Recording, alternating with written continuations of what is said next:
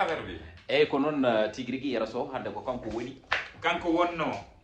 émission ko gasi d'accord émission gasi ko kanko kanko wonno min wonno arat mi jangirma pular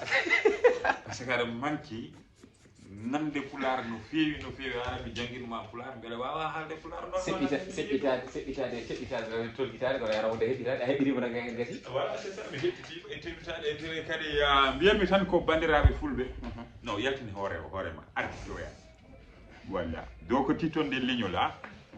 o ko Yero Sow ayi hanki noon mi danaki de di jettu sama ngami genna nanti holko mbiyata hanki mi danaki parce que koye montage gonnomi ni mbami worɓe kewko ne jejjirɗa kono ka gorko ay mboɗo soofi do mbiya ka gorko comme gorko mboɗo soofi do c'est pas possible kono paɗi e yewtere nde koye titonde leñol titonde tv du moins titonde leñol woni slogan o titonde tv sur YouTube inchallah rabbi min kaali hen ko heewi min hewti hen ko heewi min kaali projet uji min haali hen ko heewi donc dal kala jiɗɗo andude holko Yoro haali en no haaldiri ɗum ni yo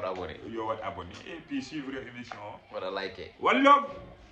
Yero Sow ni mbami ndekare wayde pojude la mi danaki